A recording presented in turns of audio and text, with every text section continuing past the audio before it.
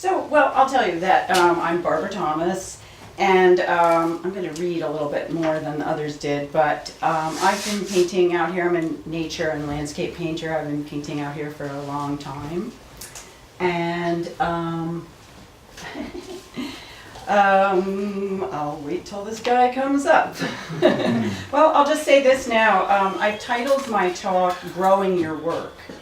And I came up with that because I really think as artists, we can easily get stuck in our familiar that we work in, and we need to push ourselves out of the box. So this is kind of a little story of my own push for myself. Okay, now we can look at number one. Some trouble with that imagery. Just wait. Sorry. Okay. Oh dear. And then, there we go. Okay. So just, I don't know why it's taking so long to load. Okay, well anyway, we can start talking about it. Yes, there we go. Yay. Okay.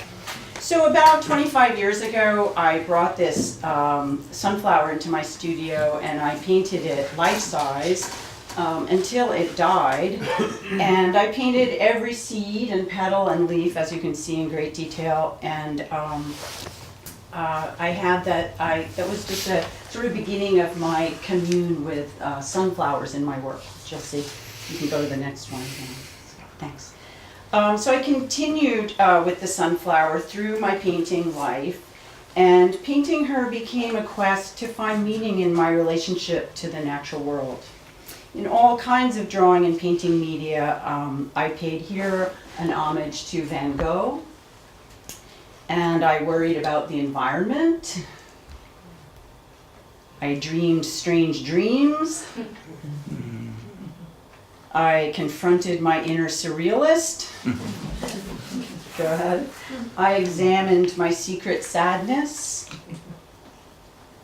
unrequited love. I contemplated the passage of time.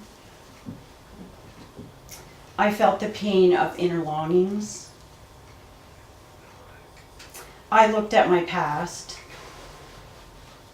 I thought about happiness. I pondered the conundrum of abstract reality. I meditated on mortality. And I confronted the avatar of consciousness.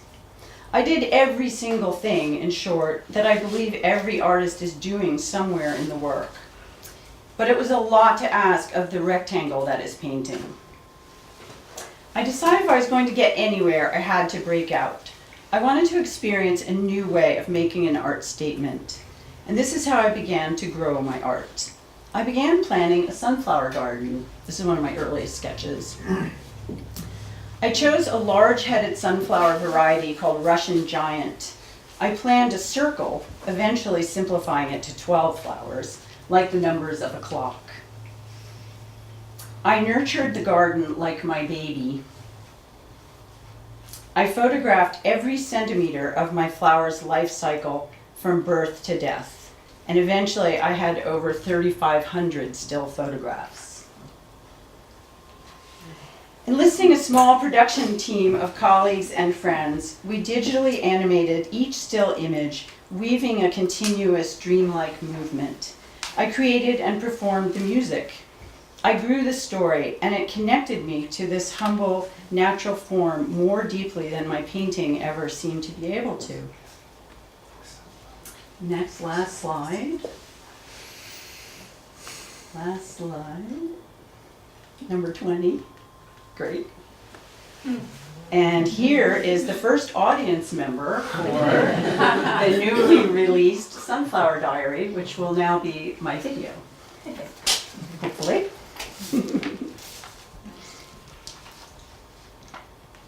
Great.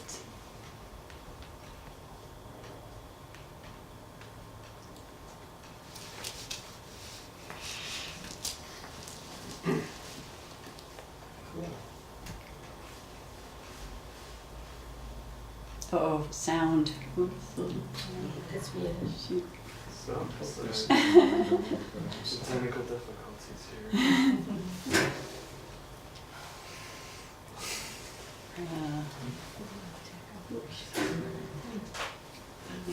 Let's see.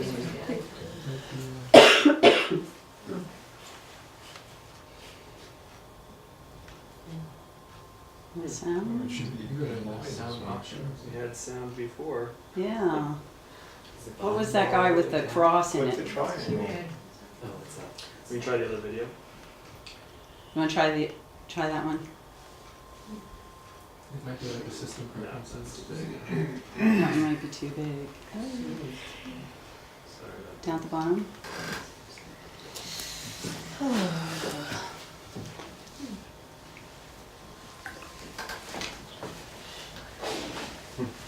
Oh, this technical stuff. Anyway, maybe if anyone wants to ask me a question.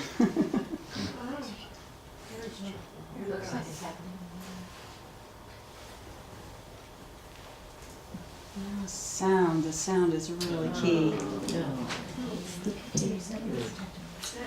Is it coming out of the computer at all, Scott? No.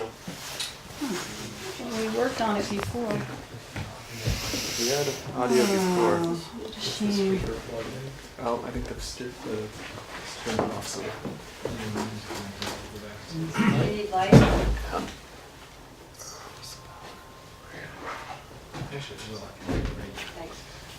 Oh, there's your sound, yeah.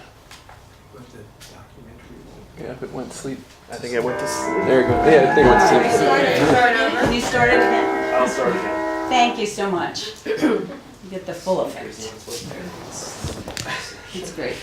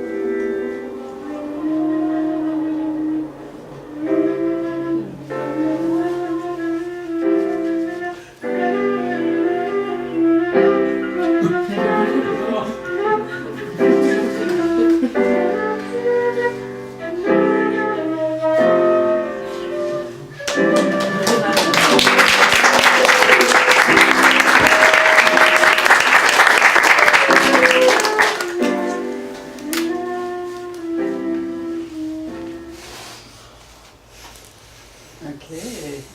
Thank you. Thanks. That was the first real movie showing of it, actually.